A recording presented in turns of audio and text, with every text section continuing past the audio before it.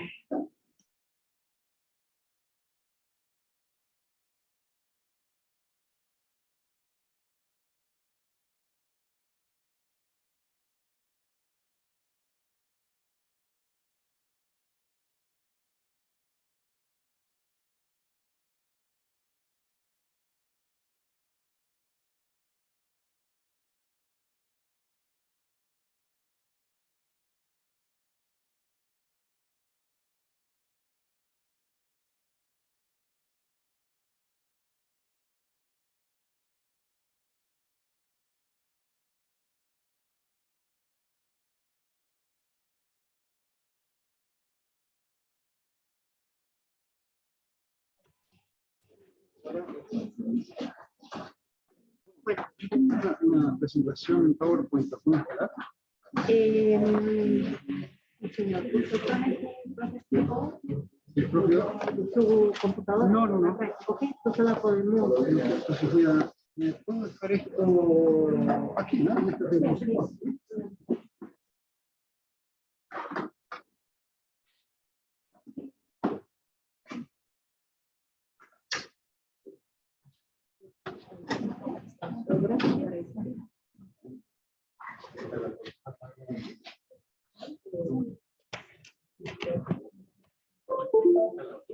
Si le va a hacer la traducción, creo que es más fácil. No, no, la traducción es virtual. Es virtual. Vale. Me sigue siendo.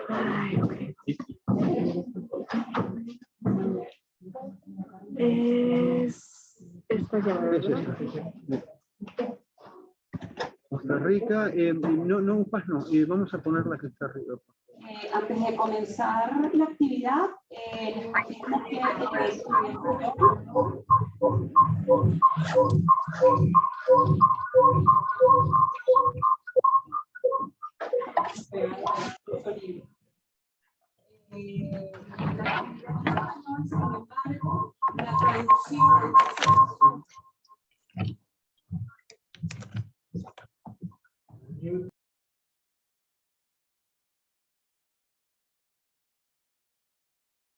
Creo que ya.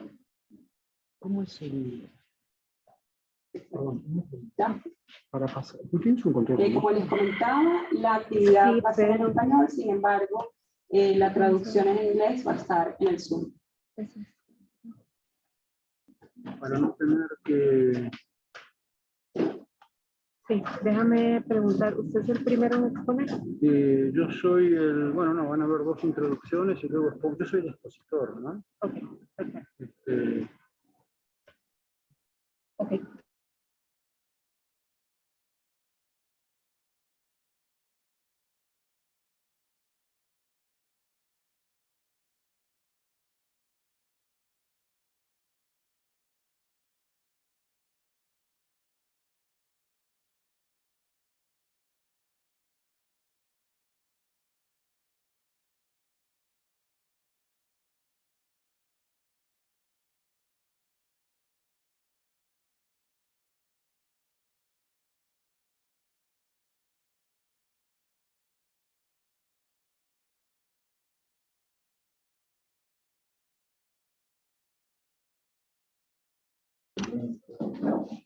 Vamos con unos 3 minutos de retraso, estamos solucionando unos problemitas técnicos, pero ya casi iniciamos. Muchas gracias por su paciencia.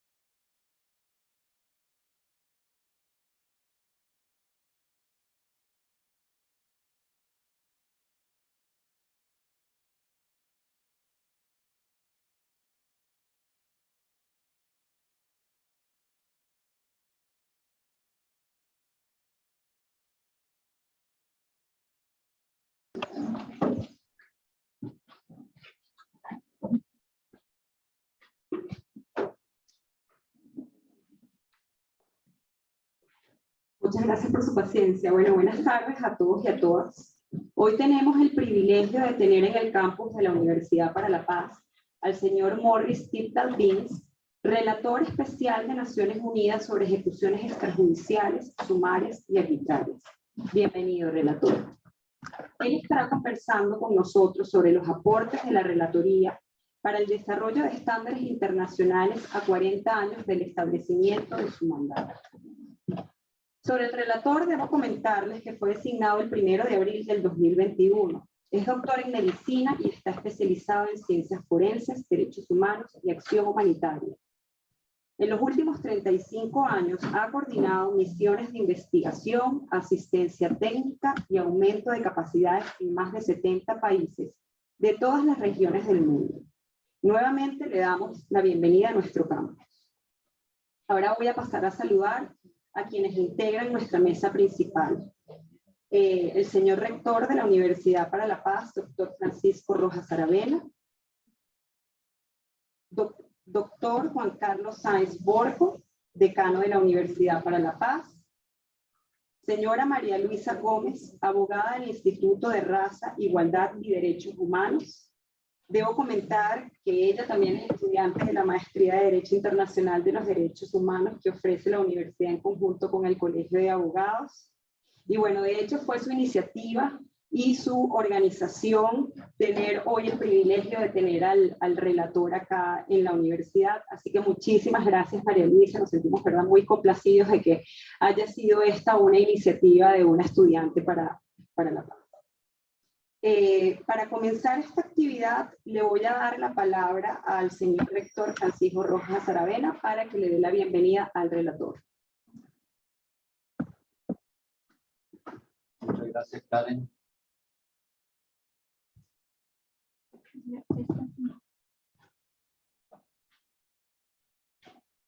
Para la Universidad para la Paz es un privilegio tener al doctor Morris Tidball en la universidad. Él desarrolla un trabajo probablemente de los más complejos en Naciones Unidas y en cualquier sistema judicial. En todos nuestros países se han producido situaciones complejas con homicidios de distinto tipo que aparecen como fusilamientos extrajudiciales. Pero esto, al menos en el caso latinoamericano, ha cambiado. Y ha cambiado probablemente desde un poco antes de que se creara la relatoría, cuando permeó la doctrina de seguridad nacional en América Latina y apareció la figura de los desaparecidos.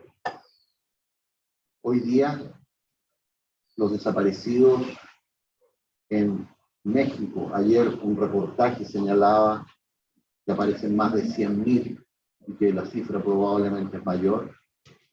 Y si se recorre América Latina, la cantidad de personas que aparecen como desaparecidas, vinculadas, la gran mayoría hoy día, no a situaciones políticas, pero sí a situaciones del crimen organizado, es cada vez más grande.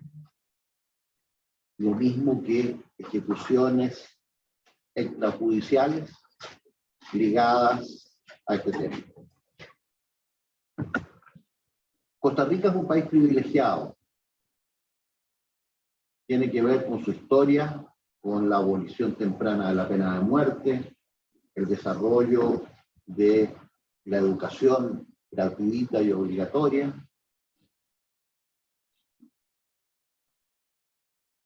la ausencia y la abolición del ejército hace ya más de 70 años.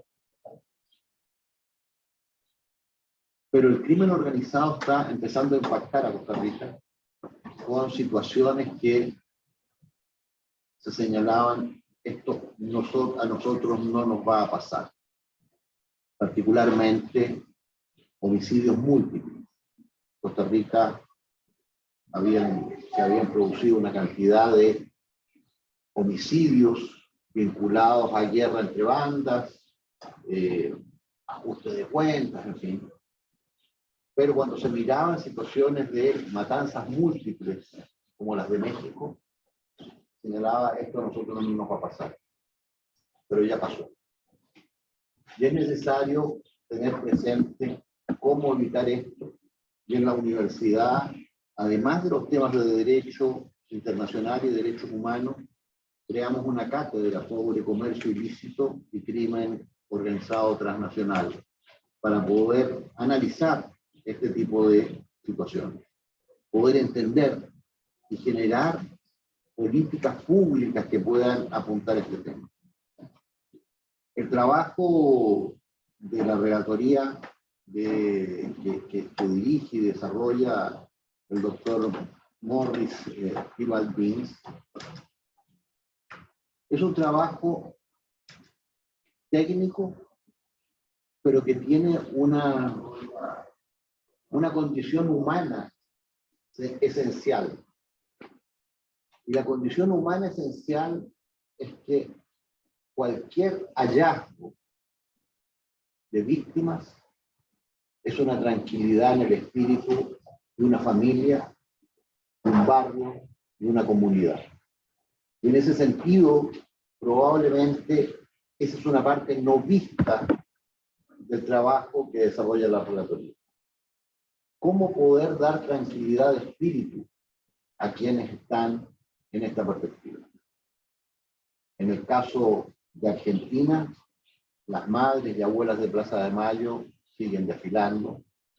Las asociaciones de detenidos desaparecidos se producen desde Chile, Perú, en el resto de América Latina. Y cómo las recomendaciones de carácter técnico que puede hacer una relatoría como la relatoría sobre ejecuciones ilegales pueden contribuir a generar y a armar espacios de mayor convivencia en los distintos países. Hoy día, en las noticias vemos los nuevos desaparecidos en Ucrania o ejecuciones ilegales que corresponden a crímenes de guerra. El soldado ruso detenido y que está siendo procesado por crímenes de guerra se declara culpable. Probablemente es menos culpable de quienes han tomado las decisiones por el shock que esto tiene para esos jóvenes soldados que no sabían que iban a la guerra. ¿Cómo, en el marco de afirmar el multilateralismo, nosotros podemos afirmar perspectivas que coloquen la cultura de paz en el centro? Y que lo que ustedes aprenden en la universidad sobre resolución de conflictos es un tema esencial para vincularlo desde una cosa pequeña, resolver un conflicto en el barrio, a una escalada de resolución de conflictos que permita comprender las raíces profundas de los conflictos que se dan hoy día en el mundo. Todos ellos agravados además por la emergencia del cambio climático, que hoy día es la principal amenaza para la humanidad, pero que lamentablemente ha quedado superada por la amenaza atómica, que puede estar a la vuelta de una decisión en la punta de un lápiz. Y eso es muy grave. Pero lo fundamental es que el trabajo y los principios que desarrolla Naciones Unidas en esta relatoría para la prevención e investigación de ejecuciones extrajudiciales, extralegales, arbitrarias o sumarias, pueda desarrollarse y que el trabajo que desarrolla el doctor Morris pueda encontrar un espacio cada vez mayor para pacificar las almas de quienes han sufrido este vejamen a los derechos humanos, pero que no es solamente respecto a la persona, sino a su familia, a su barrio, a su sociedad en definitiva, a su nación. Así que muchas gracias por estar acá y compartir sus experiencias. Muchas gracias por sus palabras, don Francisco. Ahora el decano de la Universidad para la Paz, doctor Juan Carlos Sáenz Pordo, le va a dar unas palabras al relator. Buenas tardes a todos y todas.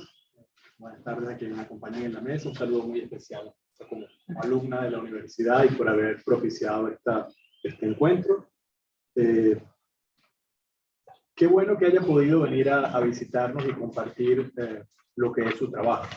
Quizás para un abogado que trabaja en temas de derechos humanos, es casi un misterio los dos elementos que componen su relatoría, porque es investigaciones de ejecuciones extrajudiciales. Y un abogado pensaría que lo importante son lo extrajudicial, que lo importante es el elemento legal que tiene el mandato. Y pensar que usted es un médico y no un abogado, a los abogados siempre nos sorprende que existan otras personas que puedan hacer que no sean abogados, una cosa que uno no lo puede comprender. Pero sin duda, en el mandato de su relatoría es muy importante en los dos extremos, tanto en el fáctico, lo que significa la investigación, y más allá en legal, porque siendo el derecho internacional un sistema que no tiene una legislación centralizada, que no puede ordenar sus sistemas jurídicos, poder tener una relatoría que va produciendo lineamientos en lo que deben ser las investigaciones, que va estableciendo los estándares para poder llevar estas investigaciones que sean judicializadas, para luchar contra la impunidad desde la perspectiva de lo internacional. Es un tema que para una universidad como la nuestra, que trabaja en la construcción de la paz, es fundamental. No puede haber paz si no hay justicia. Y creo que eso es uno de los elementos fundamentales. Así que nuevamente les agradezco por su tiempo, a ustedes por compartir esta oportunidad de poder escuchar al relator, doctor Morris, en esta oportunidad. Bienvenido nuevamente a la universidad. Muchas gracias, decano. Ahora le damos la palabra a la abogada María Luisa Gómez, y ella les hablará un poquito más. Disculpe, relator, que la dejé de último, pero va a tener que conversar bastante con nosotros ahora. Entonces le voy a dar la palabra a la abogada María Luisa, quien nos va a hablar un poquito de la dinámica de este conversatorio con el relator. Muchas gracias, Karen, y buenos días a todas y todos. Es un honor para mí poder estar aquí y haber hecho posible este encuentro con el relator. Un agradecimiento especial a la Universidad para la Paz, que no solamente es mi casa de estudios, sino también la del director de la organización en la que trabajo, Raza e Igualdad. Así que es un honor para nosotras el poder compartir este espacio con ustedes. Muchísimas gracias. En este conversatorio, el señor relator va a estar haciendo una exposición inicial sobre los 40 años de la historia del mandato y unas reflexiones sobre sus aportes a las ciencias forenses y a los estándares internacionales en materia de protección de derechos humanos.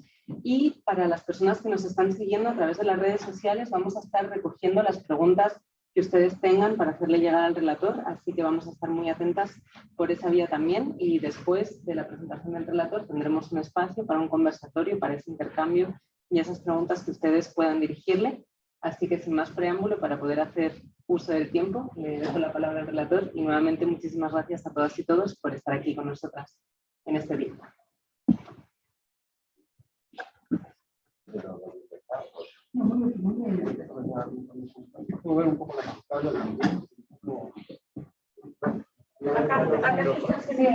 Hay que apagar el micrófono para que no acople.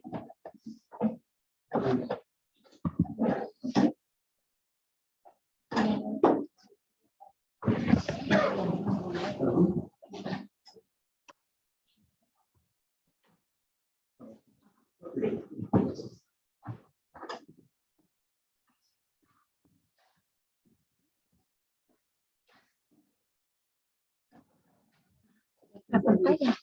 Muchísimas gracias.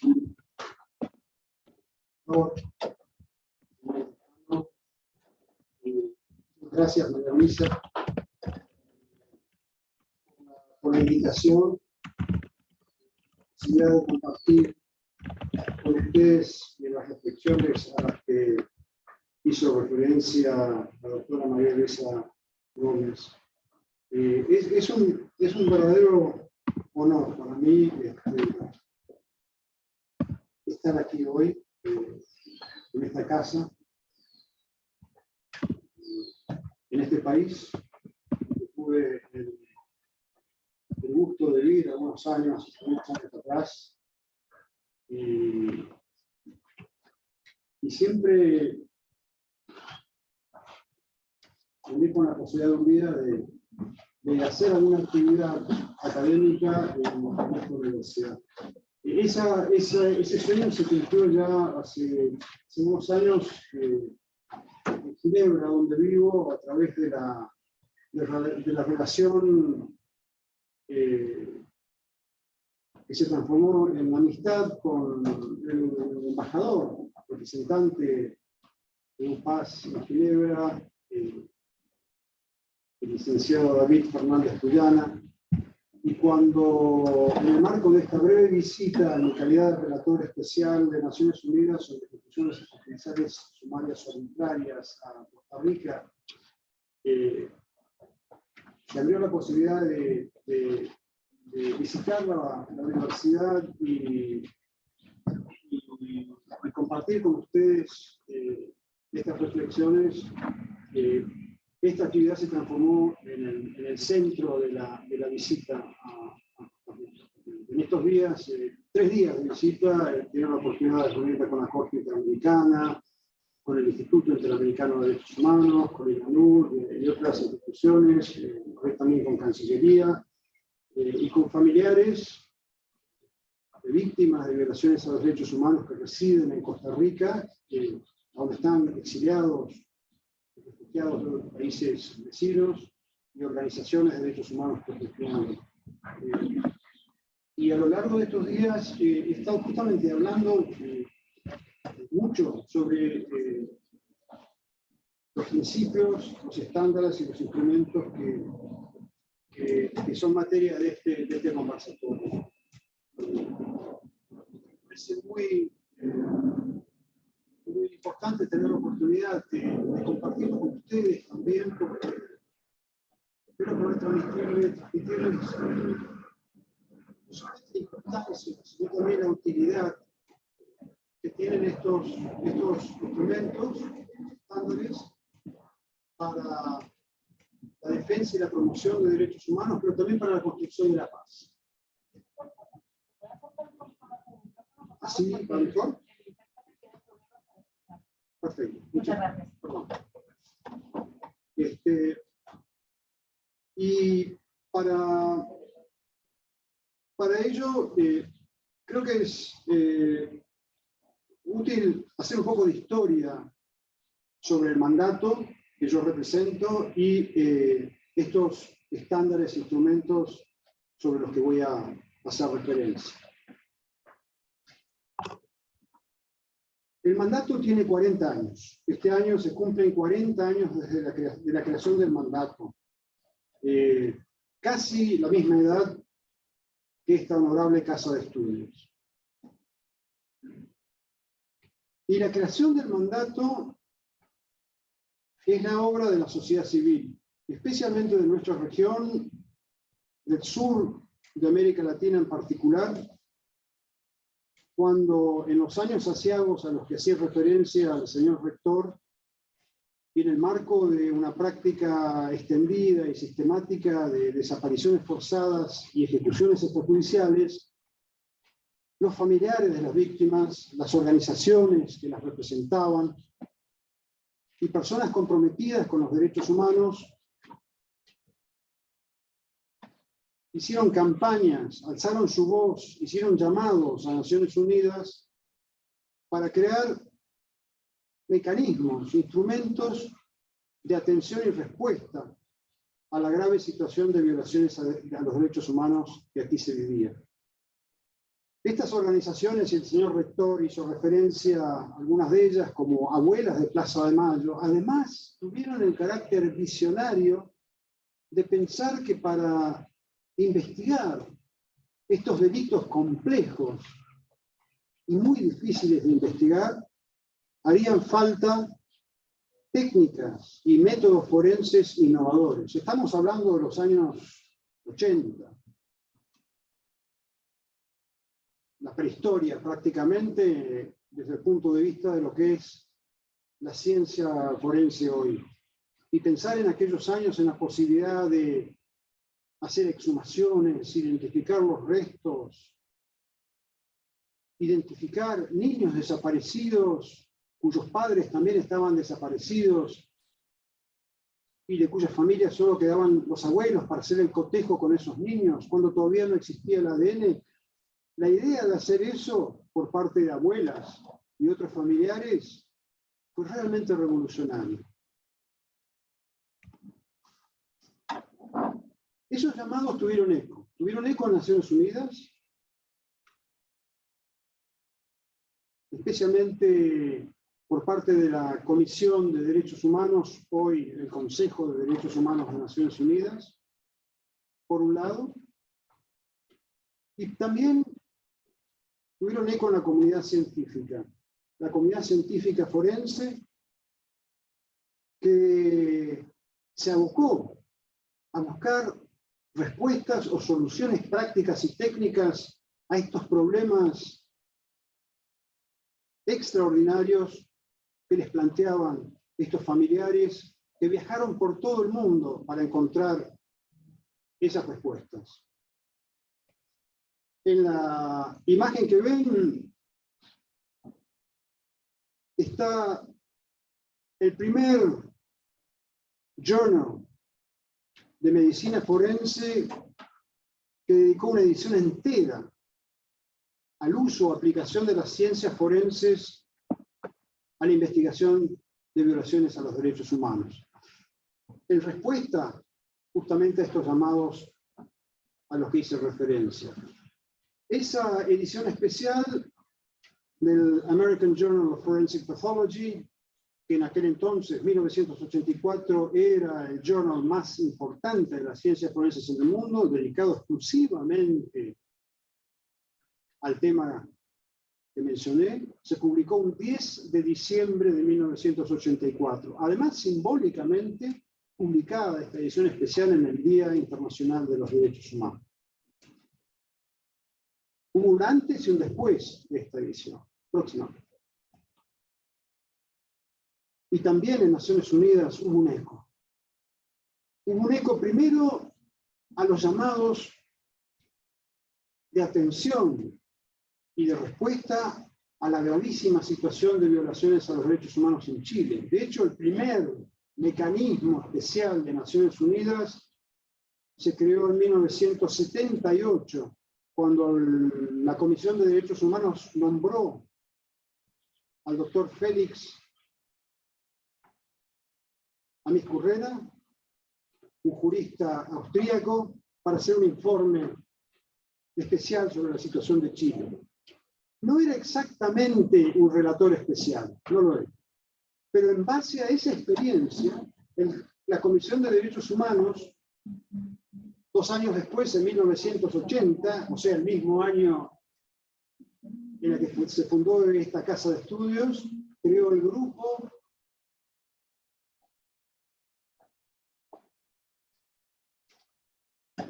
sobre la desaparición forzada de personas, el grupo de trabajo sobre la desaparición forzada de personas de Naciones Unidas. Un mecanismo especial que todavía existe y que ha aportado inmensamente a la documentación y a la prevención de la desaparición forzada en todo el mundo. Pero el grupo está compuesto de 5 personas y ya desde el inicio demostró el valor y la necesidad de mecanismos de esta naturaleza como lo habían previsto y solicitado los familiares en particular. Por lo cual, 2 años después, en 1982, la Comisión de Derechos Humanos creó la relatoría que hoy yo represento. Próximo, por favor. La relatoría... Próxima. Perdón, estamos teniendo un problema con la transmisión del PowerPoint entre lo que vemos acá y lo que ven en pantalla. Ah, ok. Ya casi estamos. Bueno, no importa. Mientras resuelven el problema técnico, lo que sí importa decir es que desde que se creó hasta el presente, la relatoría ha estado ocupada por 7 personas. El primer relator designado fue un jurista de Kenia, el doctor Amos Waco, que fue no solamente pionero como primer relator de Naciones Unidas sobre ejecuciones extrajudiciales sumarias o arbitrarias, sino que también fue visionario al incorporar, al oír a los llamados de los familiares en particular, y desarrollar los primeros estándares y principios para investigar y prevenir las ejecuciones extrajudiciales. Allí ven en esta imagen los primeros 6 relatores y relatoras del mandato. Próxima, por favor. Y el 7º. Y para mayor información sobre el mandato en sí, su trabajo, su labor, sus funciones y toda la documentación que se ha producido en estos últimos 40 años, incluyendo los estándares y principios desarrollados por el mandato, les invito y las invito a visitar la página web. Próximo, por favor. Es decir, concretamente, el mandato existe gracias a la lucha de las víctimas de derechos humanos, especialmente de nuestra región, y ha servido también como una plataforma para desarrollar los principios y los instrumentos prácticos para investigar y prevenir ejecuciones extrajudiciales sumarias o arbitrarias, y también responder al fenómeno de la pena de muerte impuesta en violación al derecho internacional de derechos humanos. Es otro elemento central y función de mi mandato. Yo voy a hacer referencia hoy a 2 de estos principios y estándares, que son, en primer lugar, los principios de Naciones Unidas para la eficaz prevención e investigación de ejecuciones extralegales, arbitrarias o sumarias, aprobados por Naciones Unidas en 1989, y el manual que desarrolló también el mandato luego después para hacer efectivos estos principios. Próximo, por favor.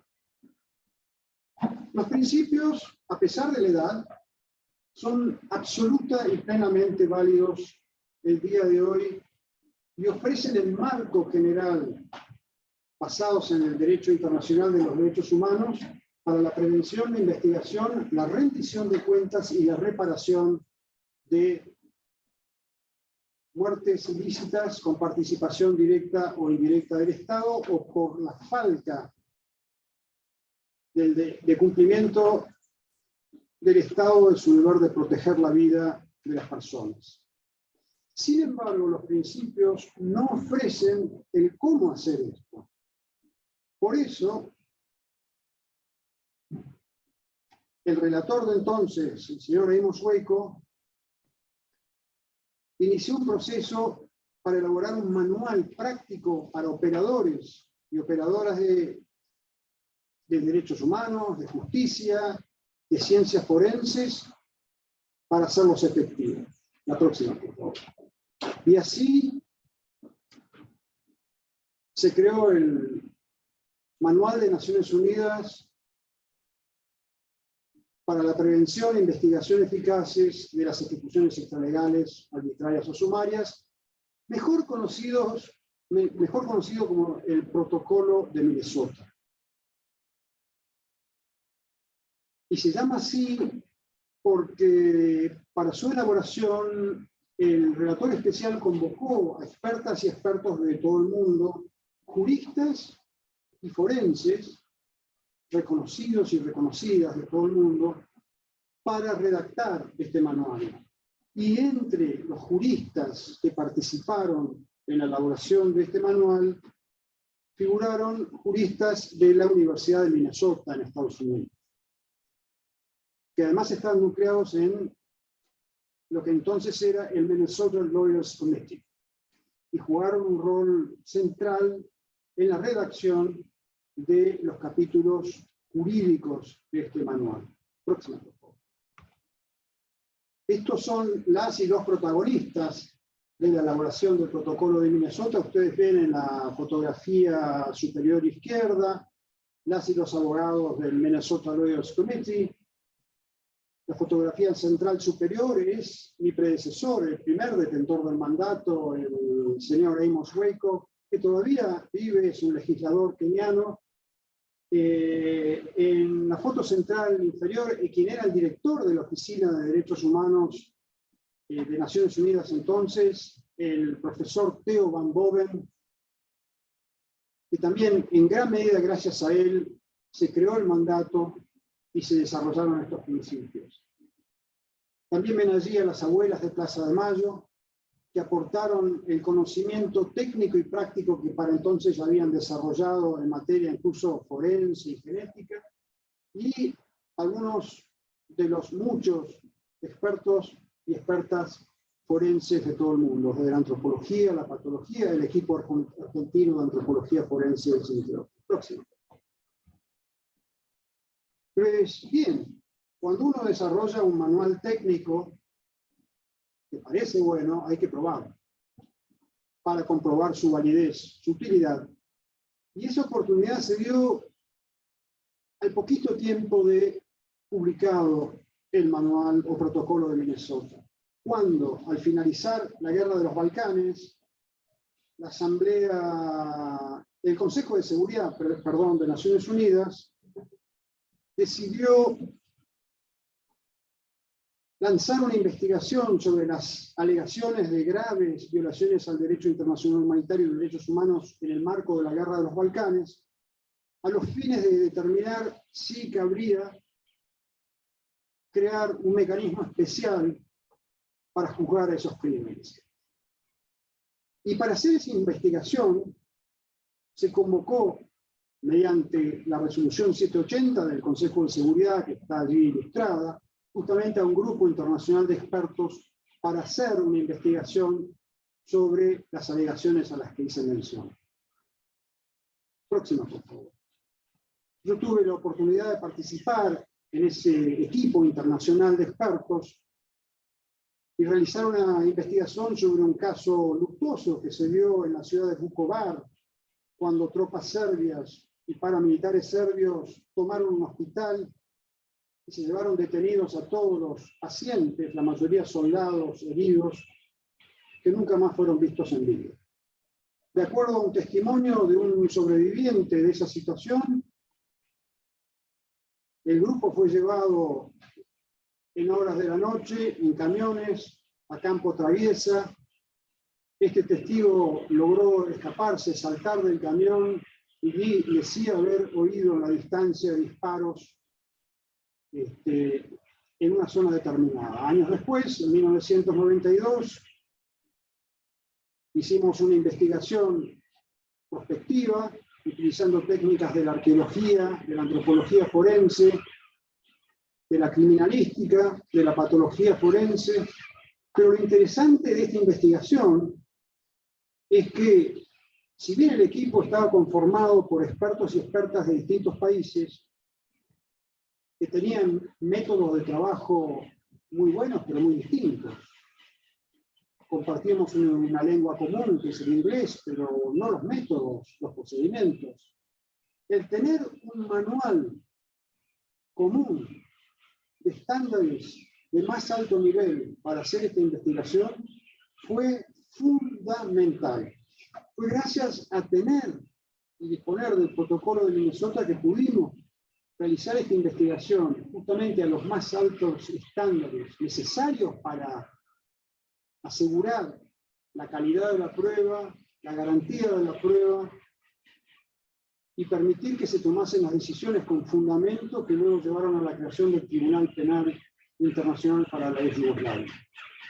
Pues ese fue el bautismo de fuego del protocolo de Minnesota, que luego, por el éxito y la utilidad que demostró, sirvió también y sigue sirviendo como modelo para otros instrumentos y manuales similares de derechos humanos y de ciencias forenses. Aquí ven dos: uno es el Manual de Naciones Unidas para la Investigación de Masacres, que se publicó en 1997, y otro es una adaptación local del protocolo de Minnesota para la situación de México, publicado en el año 2000 y preparado por la Oficina de la Alta Comisionada para los Derechos Humanos en México, basado fundamentalmente en el protocolo de Minnesota. Próxima, por favor.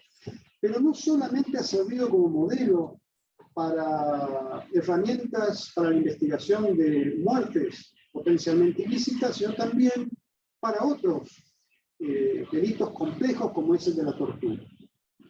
El protocolo de Minnesota sirvió como modelo para la elaboración del protocolo de Estambul, que está aquí ilustrado, que es el Manual de Naciones Unidas para la Prevención e Investigación de la Tortura.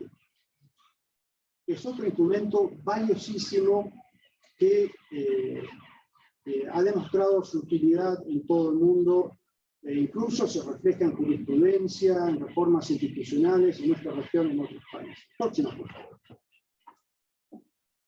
Asimismo, estos estándares que sirvieron para, y siguen sirviendo, no solamente para y como instrumentos de derechos humanos, sino también para el desarrollo de las ciencias forenses como tales, han permitido, por ejemplo, un desarrollo de especialidades en las ciencias forenses que hubiesen sido impensables sin las referencias de estos manuales. Una de ellas es la disciplina de la acción forense humanitaria, desarrollada por el Comité Internacional de la Cruz Roja a partir del año 2004, y que básicamente se define como la aplicación o uso de las ciencias forenses con fines humanitarios. Y que está enmarcada esta disciplina, que hoy se refleja en publicaciones, en journals, en libros, y que tiene hoy por hoy cientos de profesionales en todo el mundo dedicados exclusivamente a esta disciplina, tiene como marco referencial el protocolo de Minnesota. Próxima, por favor. Pues bien, ustedes saben, la ciencia y especialmente la tecnología envejecen rápido, y así fue con el protocolo de Minnesota publicado en 1991, pero también la evolución muy importante del derecho internacional de derechos humanos en cuanto a nuevos instrumentos, por ejemplo,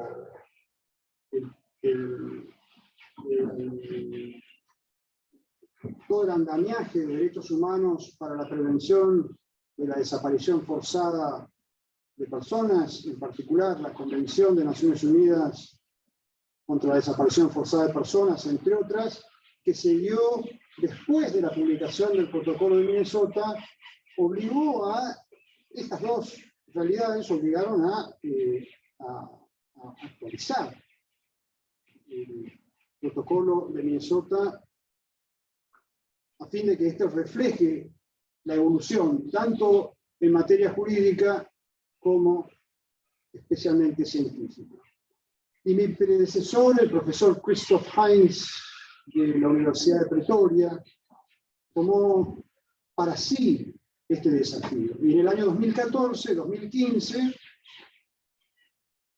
inició la revisión del protocolo de Minnesota con vistas a una publicación actualizada del mismo.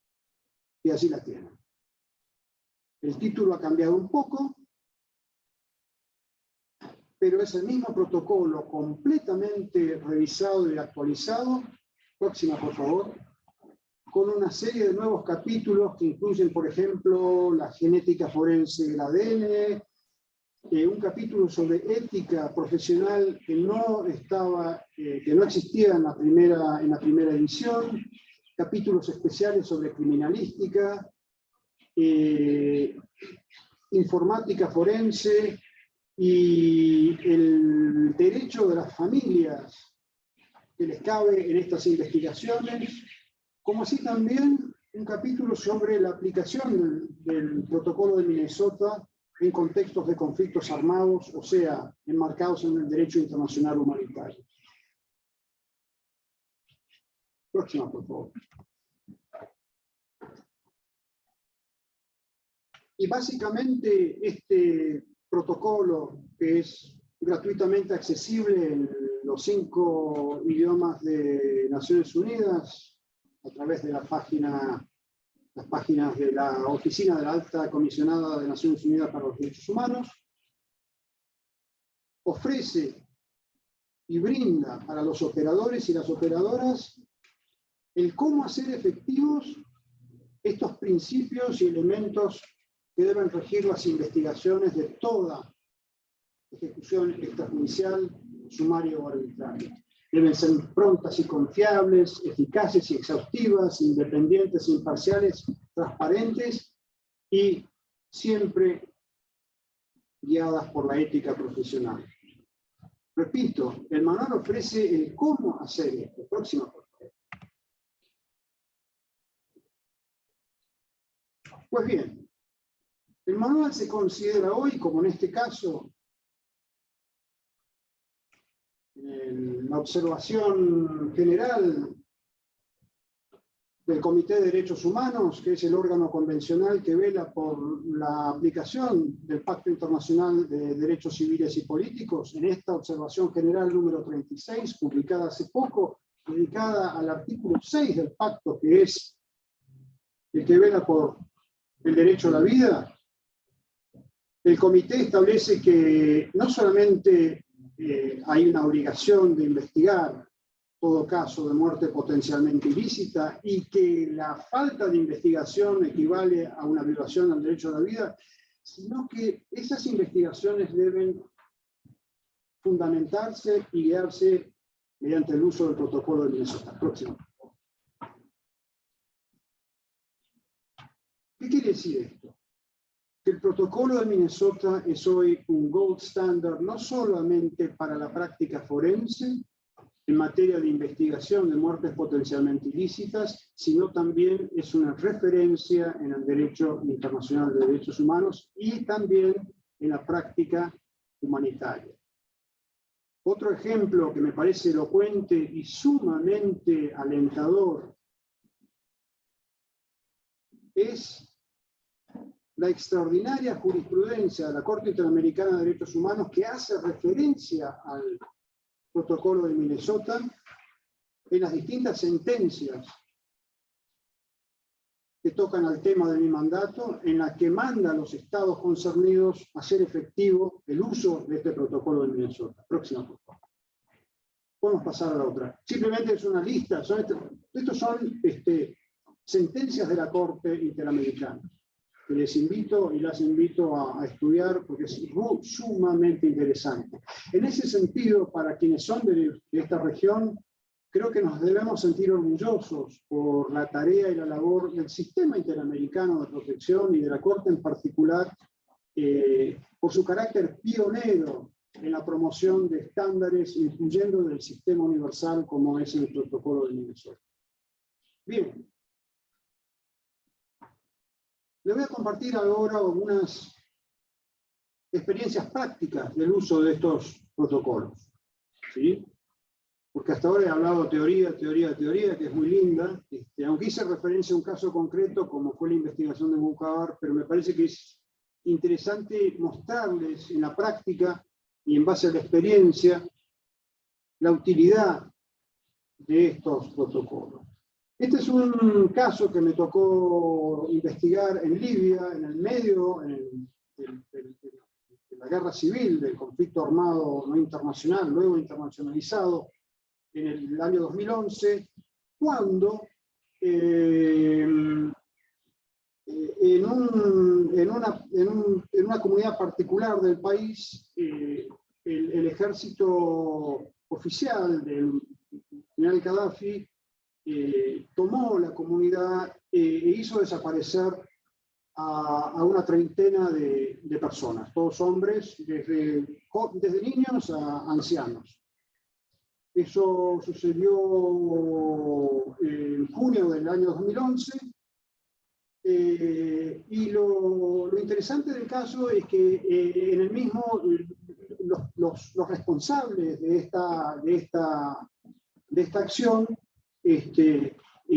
filmaron lo que hicieron, que fue básicamente llevar a estos hombres a un lugar alejado y ejecutarlos y enterrarlos clandestinamente. Esas imágenes circularon en los medios sociales unos meses después e incluso fueron mostradas en televisión. La televisión, lo que funcionaba la televisión en el país en ese momento, por lo cual algunas de las familias dijeron reconocer a sus seres queridos entre estos fallecidos. Y llamaron al Comité Internacional de la Cruz Roja. Yo era el director entonces de la unidad forense del CICR, para buscar y recuperar estos cuerpos, obviamente mediante la identificación de los mismos en el medio de este conflicto. Próxima, por favor. Y esa investigación, que repito, se realizó en un contexto muy complicado, muy difícil, securitariamente muy arriesgado. Teníamos muy poco tiempo, muy pocos recursos para hacer una investigación como uno pudiese desear desde el punto de vista médico-legal, en términos de una morgue, de aparatología, etcétera, etcétera. Tenemos lo que teníamos en las manos, básicamente. Pero lo más importante que teníamos en las manos era el protocolo de Minnesota. En aquel entonces, 2011, todavía no se había publicado la nueva edición, así que usamos la edición anterior, la primera, del 2001. Próxima, por favor. Y en base a un testimonio se logró ubicar una zona que se creía era el lugar a donde se habían cometido los hechos y se habían inhumado los restos. Esta zona estaba minada, hubo que, en base a ello y con consideraciones de seguridad, anterior, por favor, la anterior. La próxima, por favor. Perdón, está bien. No, la anterior. Ahí está. Hubo que hacer un desminaje rápido. Por suerte teníamos expertos para esa materia por la situación de elementos explosivos en la región. Y una vez que el área estuvo autorizada para operar, hicimos la prospección arqueológica como corresponde, de acuerdo al protocolo de Minnesota. Próxima, por favor. Hasta que se lograron ubicar restos humanos y que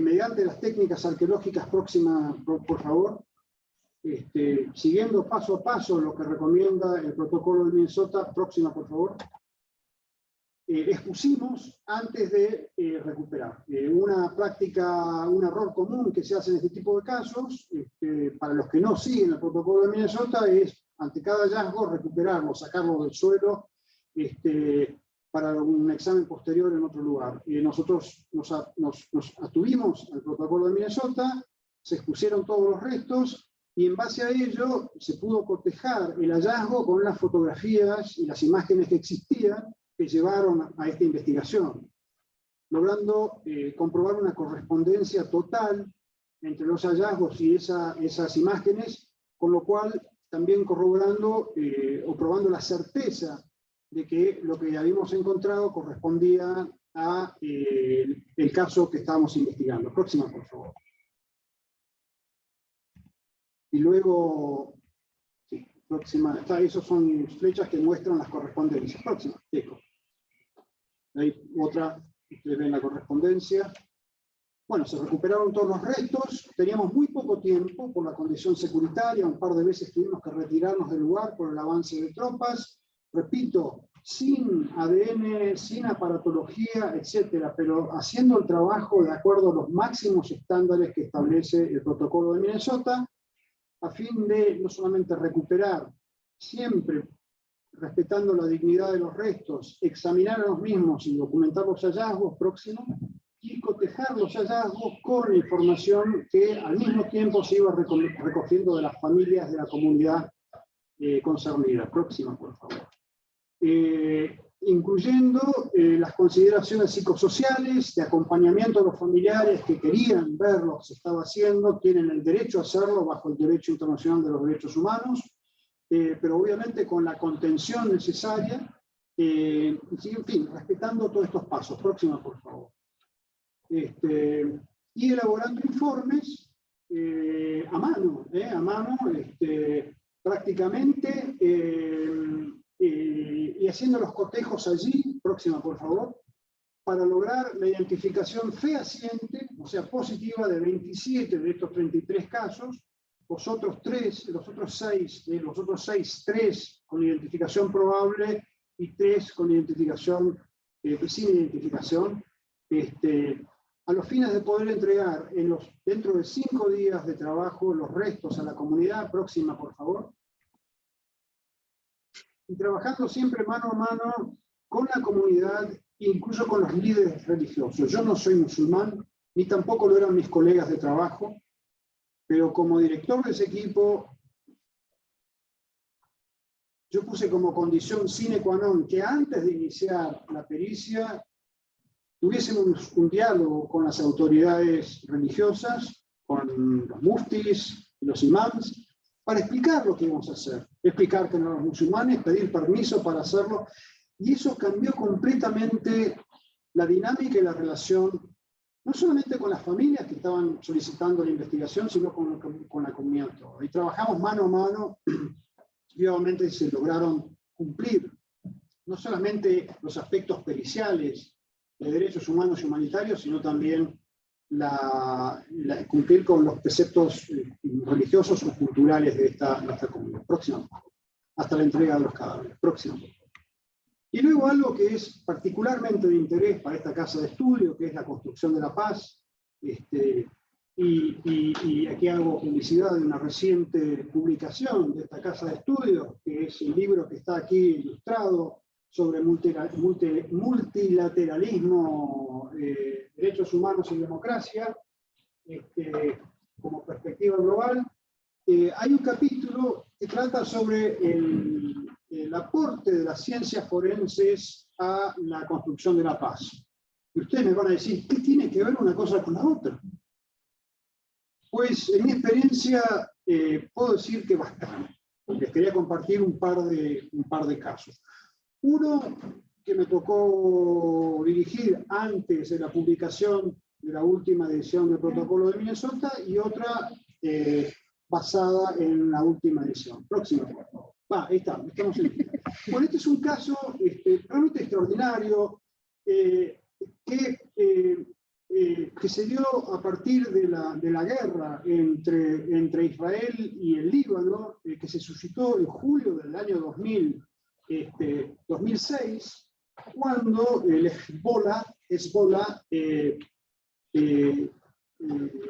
secuestró a 2 soldados israelíes en territorio israelí, en una incursión en territorio israelí, lo cual desencadenó una guerra entre Israel y el Líbano, que llevó a bombardeos de Beirut, etcétera, etcétera. El Estado israelí exigía la devolución de esos 2 soldados como condición para una negociación de paz. Y bueno, luego de las tratativas en ese sentido, etcétera, etcétera, Hezbollah puso sus condiciones, que fue la repatriación de 5 detenidos en Israel y la repatriación de restos de combatientes palestinos enterrados en Israel. La mediación la hizo un mediador de Naciones Unidas y el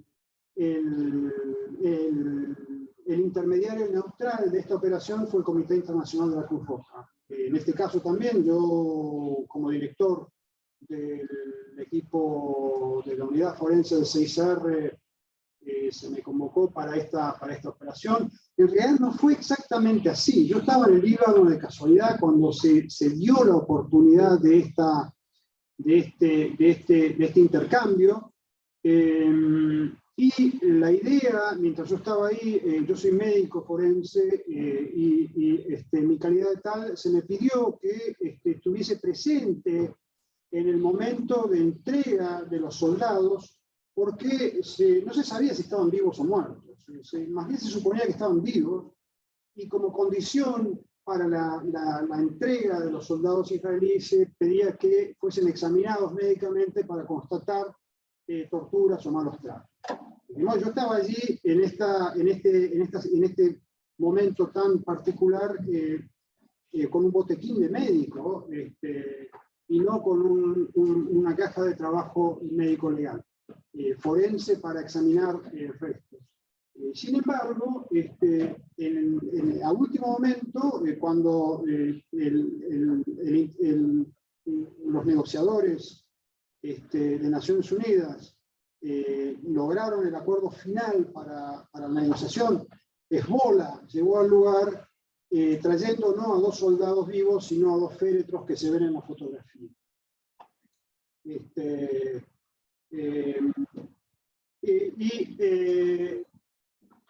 Israel reaccionó inmediatamente diciendo: no vamos a recibir estos restos, estos féretros, hasta que no se compruebe que corresponden a nuestros soldados. Y solicitamos al CICR que haga esa constatación. Pues imagínense, ustedes están en la frontera con una altísima carga y tensión militar de ambos lados, a la espera de que se constate esta afirmación, en este caso de Hezbollah, de que estos féretros contenían los restos de los soldados, y que en caso de no constatarse podría de hecho desencadenar el reinicio del conflicto armado. Y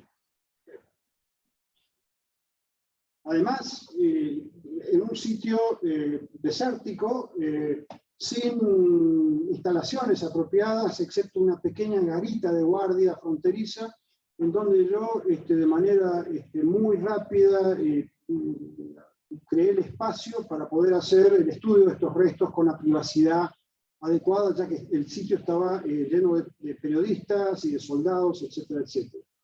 Y guiándome con los procedimientos, o basándome en los procedimientos que recomienda el protocolo de Minnesota en cuanto al examen y análisis de los restos, incluyendo para su identificación, y tras solicitar a la parte israelí la información ante mortem, en este caso las fichas dentarias de estos soldados, pude hacer el estudio médico-legal y los informes médico-legales basados en el protocolo de Minnesota, confirmando y constatando la identificación, la identidad de estos restos como correspondiendo a estos 2 soldados, lo cual permitió que procediese el intercambio de los restos de los 2 soldados de Israel y de los detenidos del lado israelí al Líbano, y restos de soldados palestinos al Líbano también.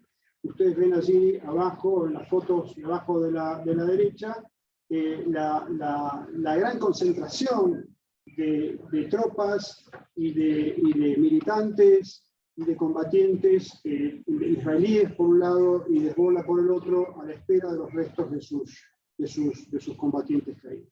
A partir de este intercambio se firmó el fin del conflicto, de ese conflicto armado, que se puede decir que fue gracias exclusivamente a una acción forense basada en un protocolo internacional aceptado por todos, pero obviamente esto contribuyó de gran manera. Próxima, por favor. Y otra operación que me tocó dirigir fue una mucho más reciente, basada ya en los parámetros del nuevo protocolo de Minnesota, que fue el plan de proyecto humanitario, o Humanitarian Project Plan, entre Argentina y el Reino Unido para la identificación de soldados argentinos caídos en combate durante la Guerra de las Malvinas en el año 1982, inhumados en el cementerio militar de las Malvinas sin identificación y cuyas familias venían solicitando ya hace muchos años se los identifique para saber exactamente en qué tumba estaban enterrados. Próxima, por favor.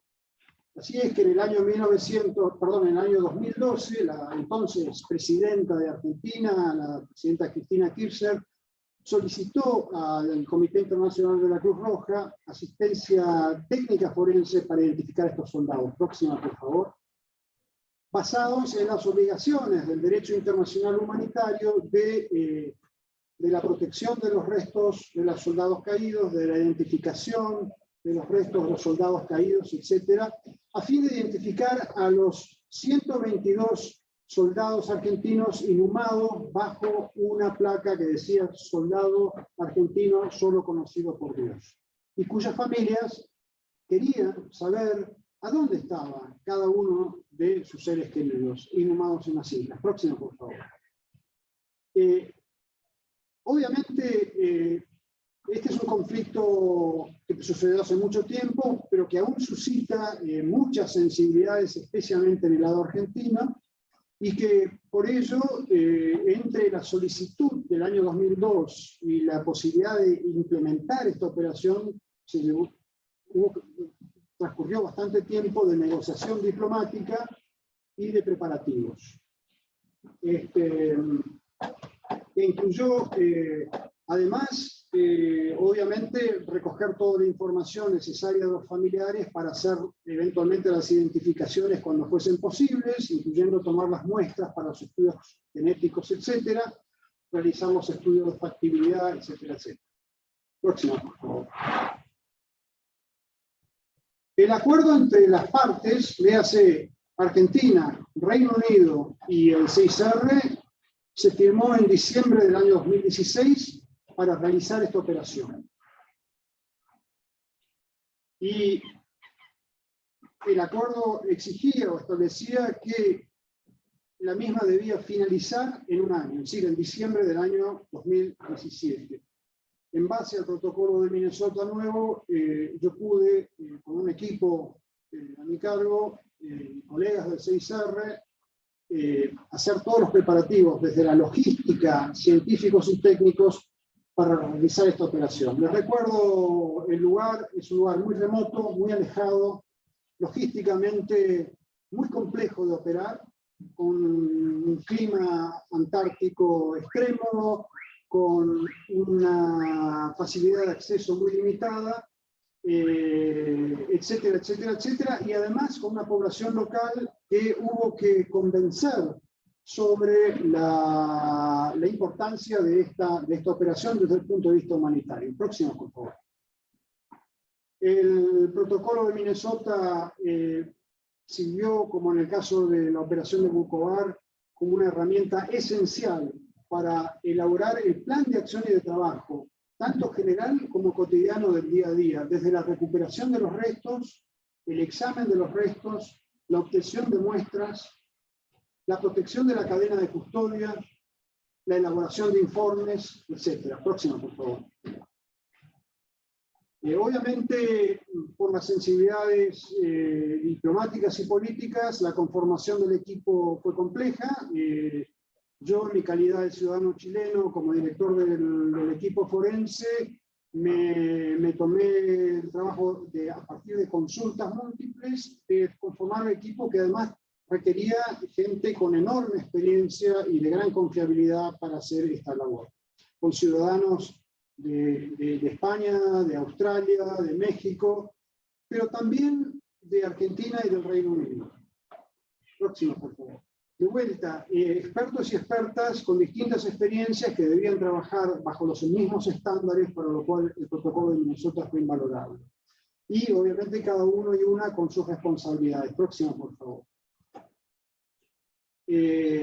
Teniendo en cuenta también las recomendaciones del protocolo de Minnesota de considerar los aspectos culturales y los derechos de las familias, convocamos a una ceremonia religiosa para los soldados caídos antes de comenzar las exhumaciones. Y esto fue altamente valorado por las familias. Próxima, por favor. Y luego se procedió a las labores, a las tareas de exhumación, etc. Próxima, por favor. Próxima. El trabajo de laboratorio multidisciplinario con el fin de obtener informes integrados, o sea, con la integración de las distintas disciplinas en sus conclusiones finales. Próxima, por favor. La toma de muestras genéticas. Próxima. La criminalística para el examen de los pequeños objetos y otras cosas de gran utilidad para la identificación de los restos que podíamos encontrar, junto a los mismos. Próxima, por favor. Y la elaboración de informes que se iban haciendo el mismo día, siguiendo los parámetros y las pautas del próximo, por favor, del protocolo de Minnesota, tanto en inglés como en castellano, ¿no? Porque obviamente era para las dos partes. Y tratando de manera digna y respetuosa los restos durante todo el proceso. Próximo, por favor. Como así también respetando el sitio. Es un sitio, el cementerio donde están enterrados es un monumento histórico, es un centro cultural que hubo que respetar su integridad de modo de restaurarlo al final de la operación. Próxima.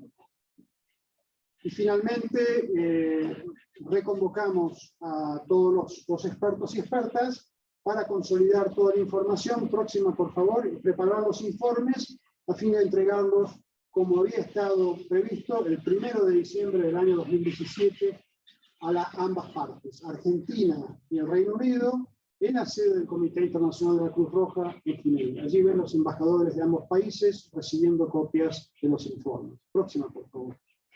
Y lo más importante, inmediatamente pasar a la entrega de estos informes a los familiares concernidos. O sea, el componente diplomático y el componente humanitario como ejes centrales de esta acción. Próxima, por favor. Este fue, sin entrar en detalles, digamos, el organigrama de trabajo. Y próxima, por favor.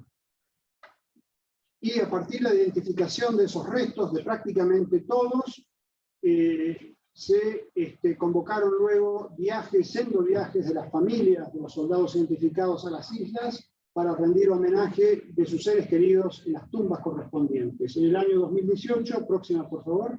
Y otro contingente en el año 2019. Próxima, por favor. Este fue el último caso identificado en noviembre del 2019. De los 122 se han logrado identificar fehaciente, concluyentemente 115. ¿Por qué no se identificaron a todos? Porque hay limitaciones técnicas por un lado y porque hay familias que ya no existen.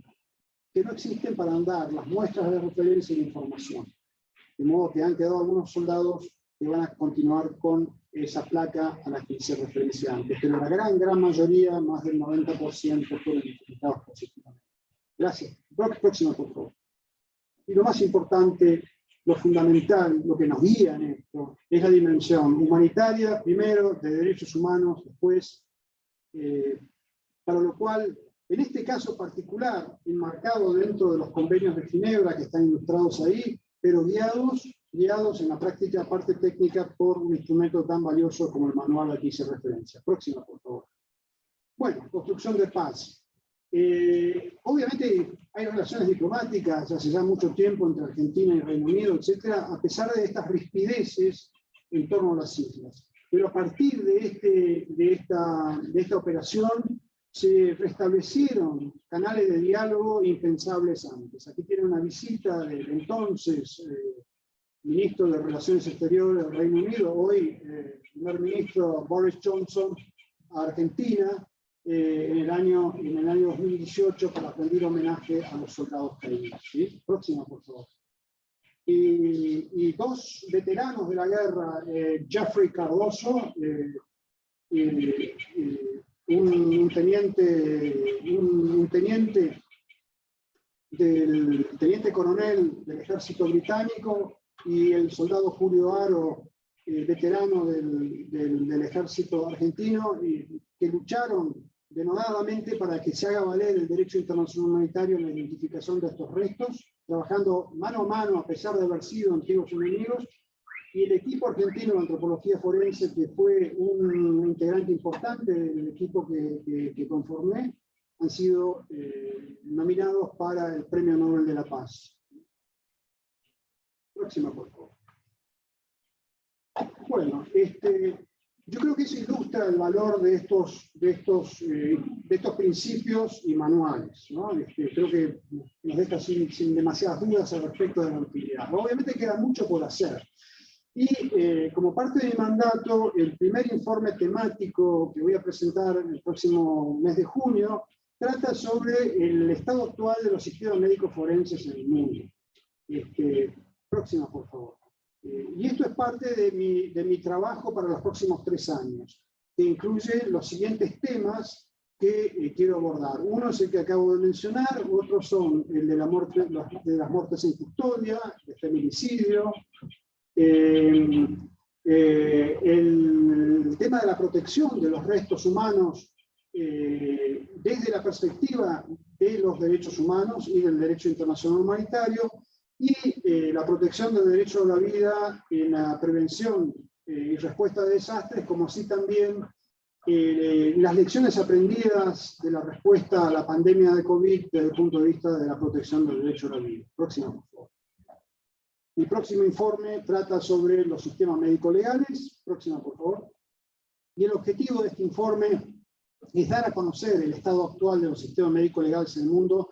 Y yo creo, sinceramente, que los estados en general, casi sin excepción, están en falta en materia de la atención y de los recursos que deben invertir para estas instituciones que son centrales para hacer cumplir la obligación de los estados de investigar toda muerte potencialmente ilícita.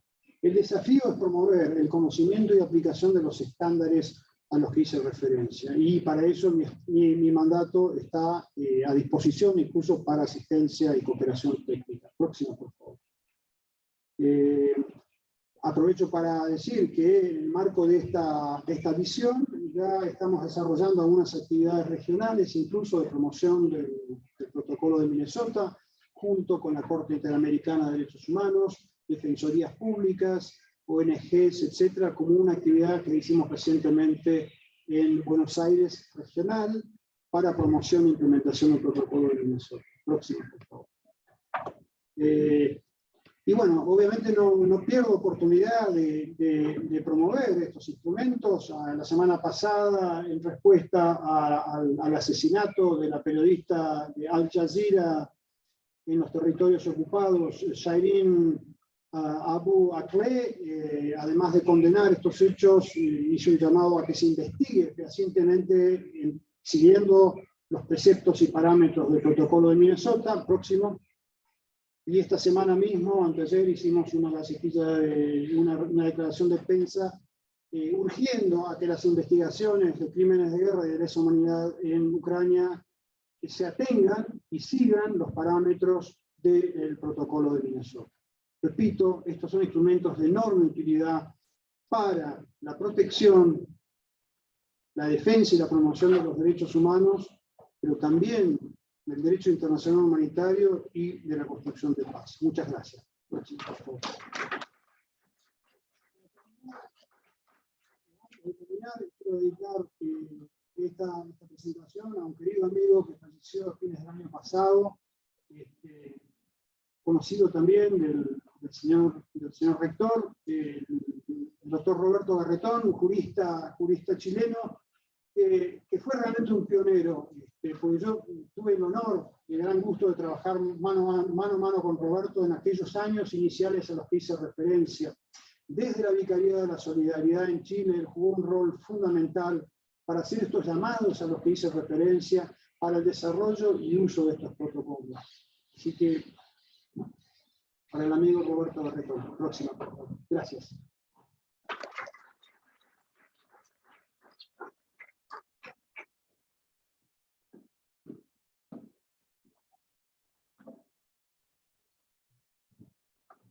Muchas gracias, relator, por tan interesante presentación. Ahora vamos a abrir el espacio de preguntas y respuestas.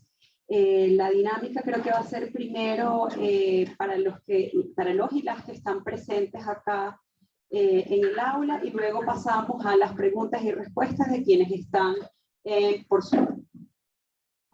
Les voy a pasar, pueden ir levantando la mano, yo les voy a ir pasando el micrófono para que los que están en el Zoom puedan escucharlos y escucharlas bien.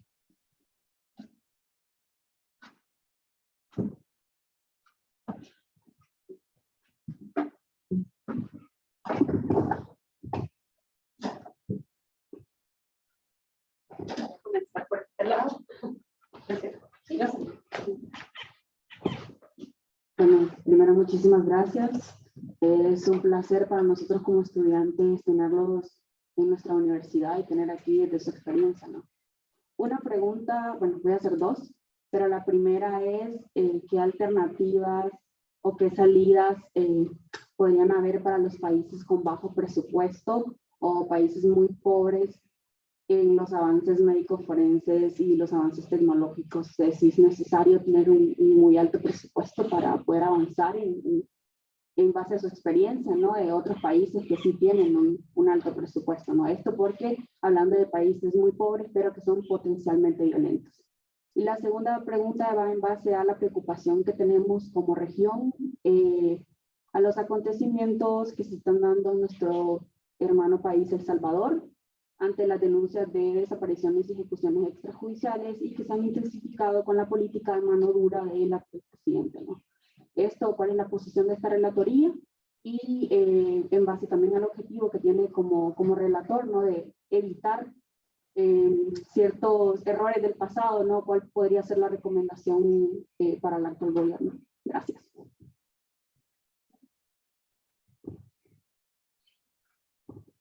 Muchísimas gracias por estar presente este día, es un honor realmente tenerlo.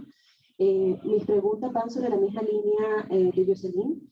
Me gustaría saber cuáles son los retos más importantes que han identificado que enfrenta la aplicación efectiva del protocolo de Minnesota. Me interesa saber si dentro de las reformas que mencionó que se harán al protocolo, incluyen una atención especial, como mencionaba Jocelyn, a las dificultades prácticas que afrontan los sistemas médicos legales en la investigación de las muertes.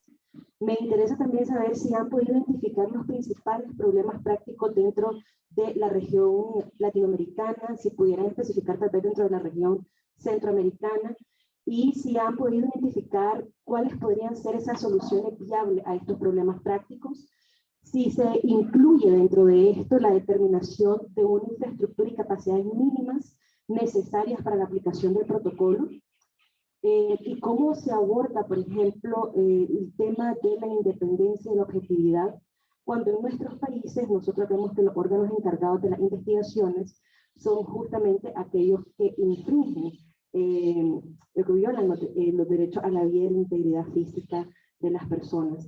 Específicamente, si tuviera algún comentario en el caso de Nicaragua, con los acontecimientos del año 2018 y la represión política que sigue ejerciendo también a la fecha el presidente Daniel Ortega. Y por último, perdón por tanta pregunta, por último, en cuanto a la pena de muerte, me llamó mucho la atención, casi no se abordó, pero me interesa saber cómo la relatoría está abordando el tema de la pena de muerte vigente en algunos países todavía, y si trabaja de la mano sobre este tema con organismos regionales, especialmente la Comisión Africana, que yo sé que ha venido haciendo un trabajo remarcable en cuanto a la pena de muerte en esa región. Muchas gracias. Que vaya primero con eso y luego vamos con el Las 5 conferencias. Muchas gracias por las preguntas, son muy pertinentes y fuera de broma son preguntas para un debate y son las preguntas que nos mantienen trabajando, o sea, no tienen respuestas inmediatas. Conozco algunas de ellas, ¿no? Pero igual voy a tratar de responder. El tema de la aplicación del protocolo en contextos de bajo presupuesto, yo justamente ilustré mi presentación con el ejemplo de Libia para hacer hincapié en que se pueden respetar los principios que deben guiar toda investigación médico-legal de una muerte potencialmente ilícita, a pesar de tener muy pocos recursos y estar trabajando en condiciones realmente muy difíciles. ¿Sí? Pues estamos hablando de principios, ¿sí? De objetividad, de exhaustividad, etcétera, etcétera. El protocolo de Minnesota tiene una cláusula que es: cuando usted no puede cumplir lo que aquí se recomienda o se solicita, explique por qué.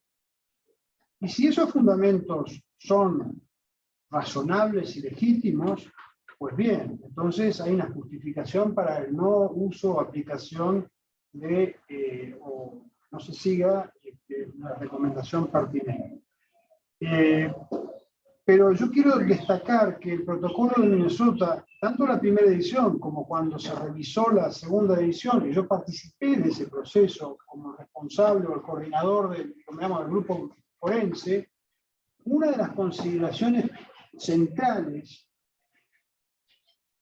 que planteó el profesor Christoph Heinz, en consenso con todos los que estábamos trabajando ahí, era: hay que asegurarse que este protocolo sea de aplicación universal, y no solamente para contextos con grandes recursos. O sea, está pensado para contextos con muy pocos recursos. ¿Sí? Es una cuestión de, primero, voluntad política, de interés profesional y de compromiso profesional de aplicarlo. Obviamente también de oportunidad, porque hay contextos en donde no se puede aplicar por las restricciones, la seguridad, las amenazas que pueden sufrir incluso los médicos forenses si se avienen a seguir todos los pasos que están allí. Pero no es un manual diseñado para contextos de altos recursos. Yo creo que muchas gracias por esa pregunta, porque esto hay que destacarlo. ¿Sí? ¿Sí? Es completamente utilizable en contextos de bajos y incluso de muy escasos recursos. Pero por supuesto que si no hay profesionales de la medicina legal, si no hay profesionales forenses, como sucede en muchos países del mundo, hay países del mundo con millones de habitantes y hay un solo médico forense en la capital, y encima trabaja en el sector privado. Estoy hablando de un país, de dos, varios, y otros que no alcanzan. Y en la mayoría de nuestros países, en las capitales, hay medicina legal más o menos bueno, pero en el interior no es así. Entonces, por eso dije en mi introducción que mi informe, perdón, cuando me refería al informe que uno de los hallazgos de este estudio es que los estados están, yo diría, grave falta con respecto a los sistemas médicos legales de prácticamente todos los países, en materia de inversión, de recursos, de atención, de apoyo a los profesionales, etc. Pero este manual está diseñado es todo terreno, ¿sí?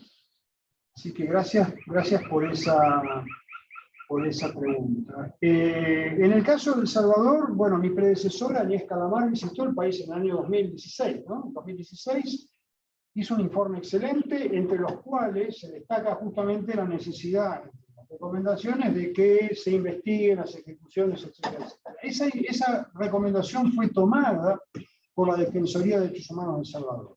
De hecho, el año pasado publicó un manual para los operadores de la Defensoría sobre el uso del protocolo de Minnesota y el protocolo de Estambul también, que es el protocolo para la notificación de la tortura.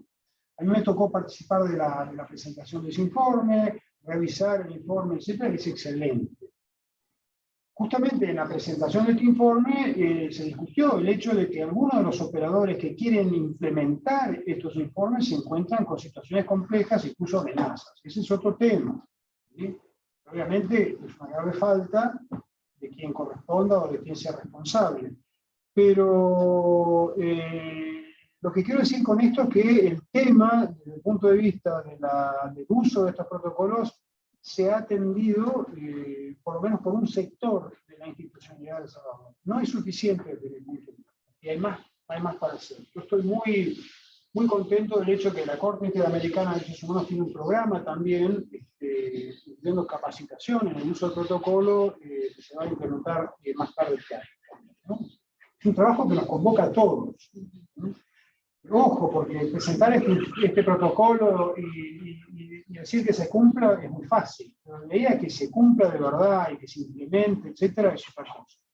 Entonces, uno de los desafíos grandes para la implementación del protocolo, yendo a tu pregunta, no es tanto el aspecto presupuestario de recursos, sino primero y principal que se conozca. Porque aquí hablamos del protocolo de Minnesota, yo no sé si todas y todos ustedes lo conocían antes de que yo hablase, probablemente no. Yo me encuentro todavía, incluso dentro digamos, del aparato de Naciones Unidas de Derechos Humanos, hay gente que no lo conoce. Yo hablar del título, etcétera, pero no lo ha desmenuzado. Y yo lo entiendo, eso es lógico, ¿por qué lo tienen que hacer si no lo van a usar? Pero quienes tienen un interés particular en estos temas, me refiero a la prevención e investigación de ejecuciones, yo creo que tienen una obligación. Desde el punto de vista de derechos humanos y forense, médico, legal, científico, tenemos la obligación de conocer este estándar. Repito, es el gold standard para las ciencias forenses, pero también el gold standard desde el punto de vista del derecho internacional de los derechos humanos, como se refleja en la riquísima jurisprudencia de la Corte Interamericana de Derechos Humanos. Ese es un desafío que nos compete a todos aquí. Y yo creo que todas y ustedes, todos los que estamos aquí, tenemos, la obligación, tenemos que llevarnos ese homework de donde podamos promover el conocimiento y el uso de este protocolo de azar.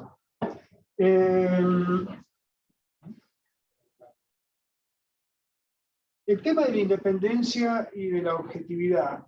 La objetividad es un tema, a ver, ¿a qué llamamos independencia? Independencia desde el punto de vista de los principios de Naciones Unidas para la eficaz investigación y prevención de ejecuciones extralegales, de 1989, es que el ente que investiga no sea el ente que está siendo investigado. O sea, si una agencia oficial se sospecha de ser responsable de una muerte judicial, no puede ser a esa entidad la que se investiga civil. Digo esto porque a veces se entiende independencia como independencia, una total autonomía institucional de un sistema médico legal o de investigación de todo el resto de la institucionalidad del Estado. Quizás es lo ideal, pero en mi práctica y experiencia no es siempre así. Hay un gran país vecino, no inmediatamente vecino, pero cercanamente vecino, que tiene, por ejemplo, entre sus distintos servicios de medicina legal, uno que depende del Ministerio de Salud. Y es el menos operativo de todos. O sea, el que más problemas tiene ese país, incluyendo la objetividad. Entonces, yo creo que lo importante es la imparcialidad y la objetividad. Allí entran a jugar los estándares científicos. Y ahí hablamos de acreditación, por ejemplo, de laboratorios. Su laboratorio cumple con las normas del International Organization of Standardization. ¿Sí o no? En muchos países, incluyendo el gran vecino del norte, si un perito no puede basar su pericia en base a un estudio de un laboratorio acreditado, no tiene validez. Entonces, la acreditación certifica que esa pericia o esa técnica o tecnología es confiable desde el punto de vista técnico. Luego, la objetividad es un tema que tiene que ver con la ética profesional, ¿sí? Con la ética profesional y con la calidad científica o profesional del operador. Allí lo que entra a jugar es la certificación. Ustedes, para ser considerados profesionales en la materia que están estudiando aquí, tienen que tener un título. ¿Sí? Un título que los certifica como expertos o expertas en esa materia. Pues lo mismo tiene que acontecer con las ciencias forenses. Esto lo que digo es una obviedad.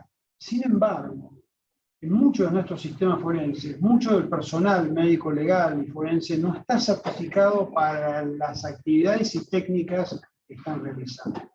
Para terminar, En esta región hay ejemplos que yo llamo extraordinarios y modelos de buena práctica para el resto del mundo en materia del funcionamiento del sistema médico legales.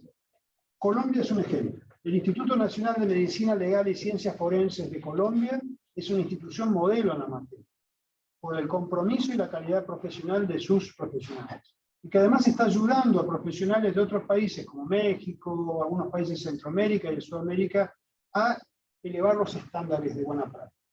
Chile, que en el año 2005-2006 vivió un escándalo nacional con la identificación equivocada de decenas de restos de personas desaparecidas exhumadas en el cementerio en la ciudad de Santiago, llevó a que la presidenta del país en ese momento interviniese el Servicio Médico Legal, el Servicio Médico Legal de Chile, para decir, esto se termina hasta que no se mejoran las condiciones de trabajo y el resultado de la institución.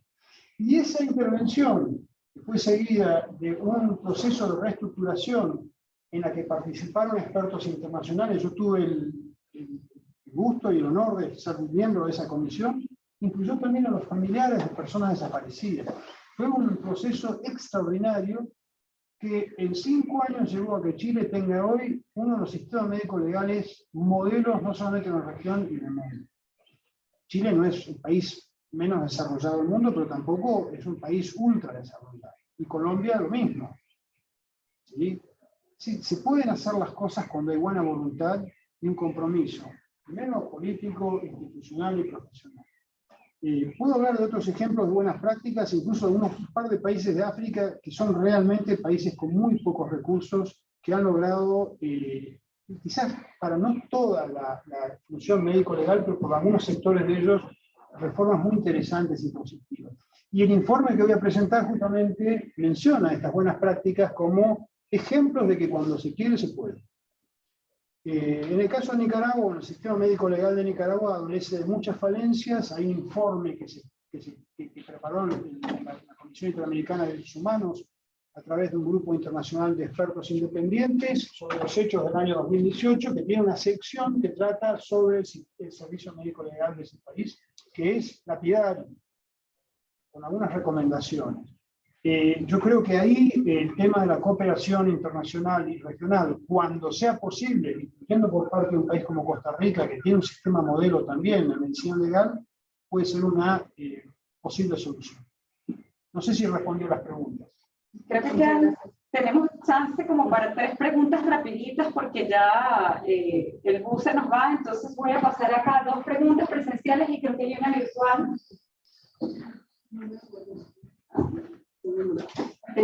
Bueno, primero que todo, muchas gracias por estar aquí. Mis preguntas son un poco más hacia el tema de construcción de paz y hacia el tema de la prevención. Quisiera saber si pudiera ahondar un poco en el tema de la prevención y si en este tema también se incluye la educación para la paz o algunos temas de la educación. Y quisiera preguntar también si se está haciendo un acompañamiento a la Justicia Especial para la Paz en Colombia y si y todas sus exhumaciones se han hecho también basados en el protocolo que se mencionó. Y también, en el tema de acompañamiento a las familias y a las comunidades, quisiera saber si, bueno, más o menos cómo ha sido este acompañamiento en el tema también de la reconciliación y las reparaciones. Gracias. Esas fueron 3 preguntas, ¿eh? O sea, 3 por 1, ¿eh? Buenas tardes, agradecer por lo que ha compartido con nosotros el conocimiento esta tarde.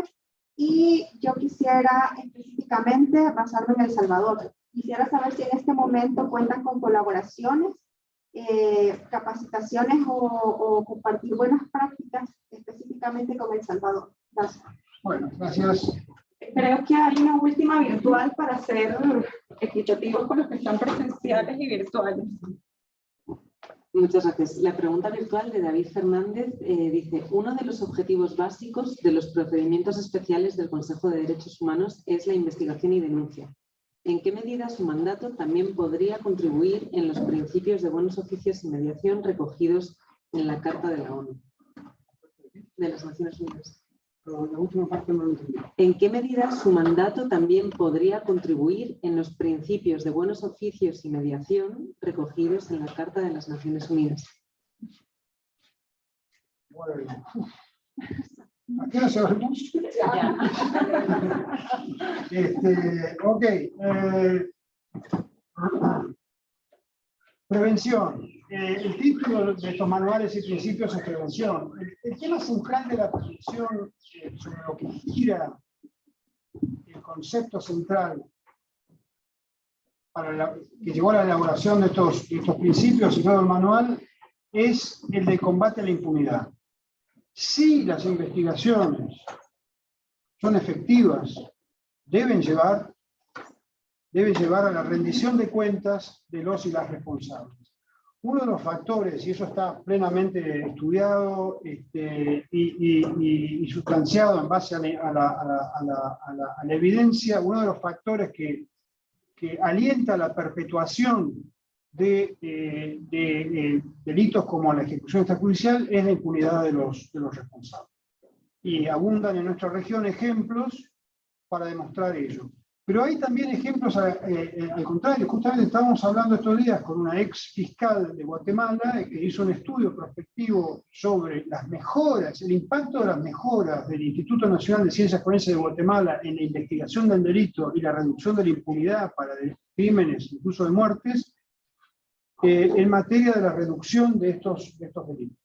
Eso está publicado, está disponible y es evidencia concreta, ¿no? De que un combate a la impunidad tiene un impacto positivo en la reducción de violaciones a los derechos humanos.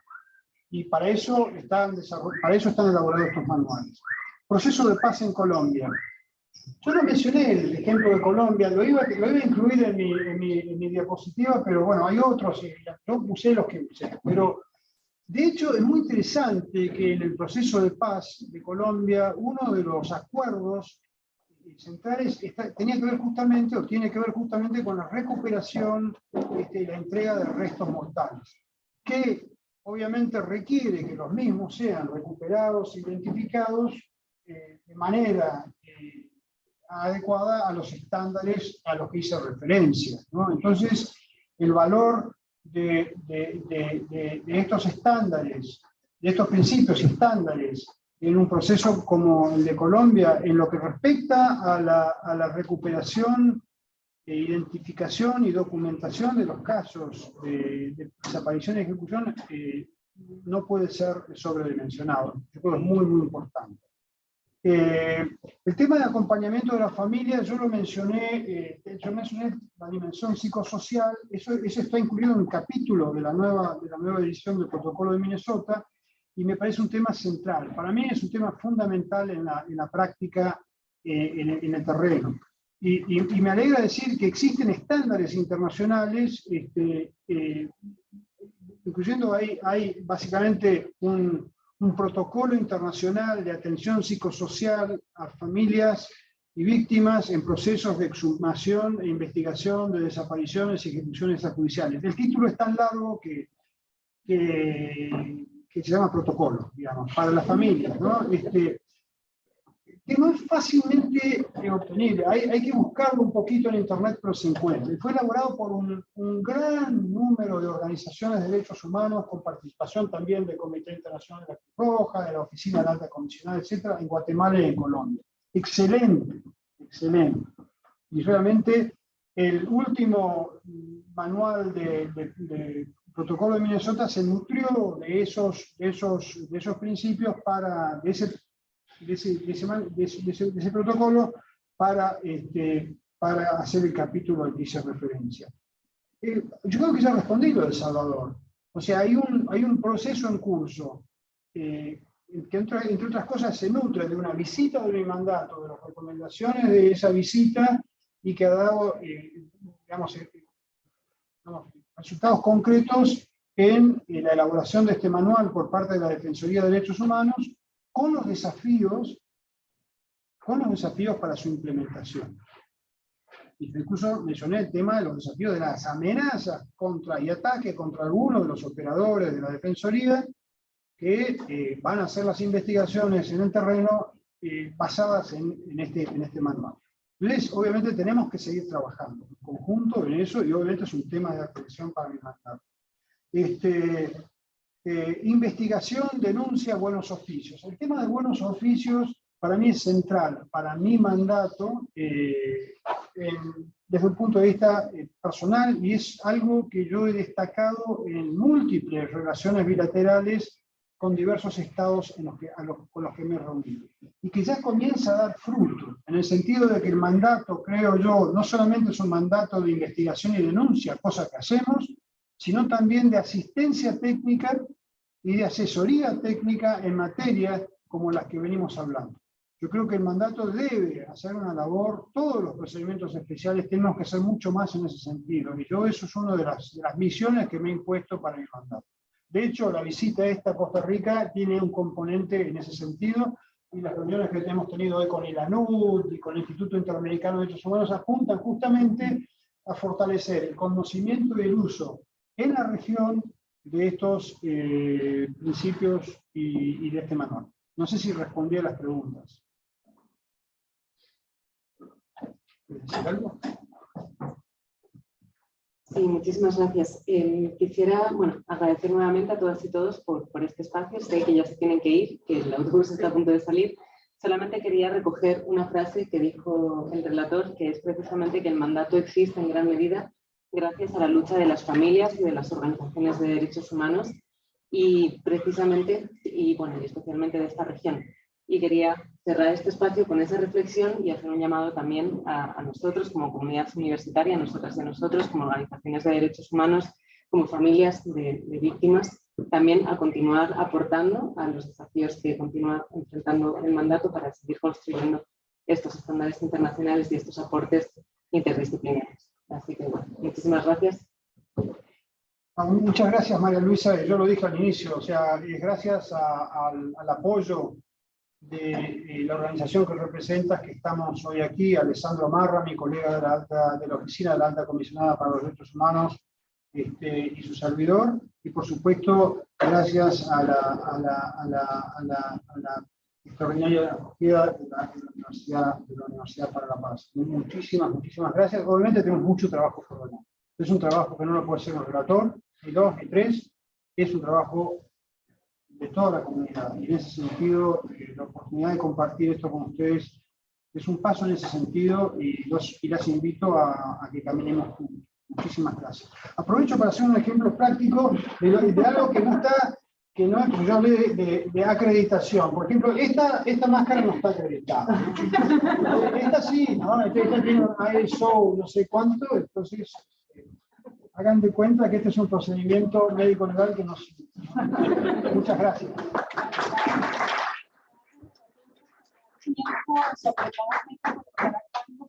Muchísimas gracias. Y a todos los